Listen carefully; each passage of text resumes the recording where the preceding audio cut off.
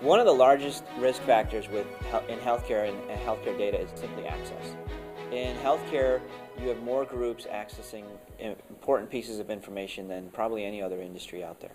A great example of this is, I think last year during the flu season there was a clinic where a part-time employee, while she was working there, just wrote down Social Security numbers and names and addresses, and then later sold them. And there was about 9,600 patients who had their identities or their personal information, recorded. Another major risk in healthcare is business associates. Most people don't realize this, but the average mid-sized hospital has over 1,000 business associates. Now, I'm not saying that every business associate has PHI and PII, but that is an incredible amount of relationships and access that needs to be managed. And so, imagine a large health system and the number of business associates they have, and that's a definite area of concern. Most breaches occur and are detected not at the facility that owns the data, but somewhere else. And they say that some studies show that almost 40% of data breaches occur outside of the covered entity, and really at the business associate level or some other group that's outside of the hospital. Some of the technical threats out there is just malware and hacking and really keystroke logging.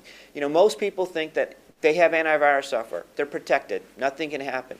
But antivirus software, though it's on every single PC, every single server, every single data point, is not enough. And unfortunately, most people think that antivirus software helps, and they say, I've got antivirus, I'm good, I'm protected. But antivirus cannot protect against a zero-day threat.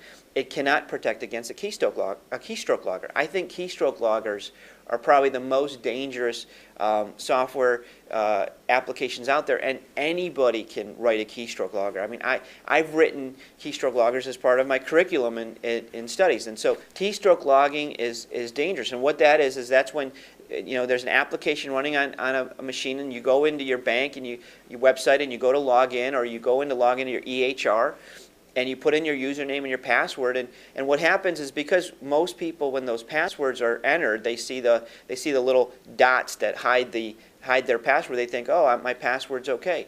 No, it's just being hidden from you or anybody that's looking over your shoulder. But a keystroke logger can capture all that information, and then they deliver that to a hacker who then accesses your bank account or your electronic health record and does whatever they want to do with it. So keystroke logging, zero-day attacks, antivirus. Most antivirus software doesn't help it, and that's a big issue. And the reason why that is downstream. Let's say I'm a hacker and I used a keystroke logger and I was able to get your username and password. Well, one of the other big issues is that in healthcare and other industries, I don't want to just pick on healthcare, but we're talking about healthcare here today.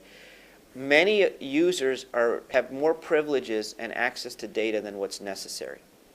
Okay, for example, some people have access to any patient's information. It's more convenient to allow a nursing staff to access the patient records of any patient in the hospital, instead of just maybe limiting their access to the patients that are part of their shift. And so there's just an example, and there's that nervous tension of being able to provide immediate access to any health information, but with the protection aspect of it built in as well. And so those are the types of things that really make healthcare a challenge to protect information, and that's why a data breach threat is real in healthcare.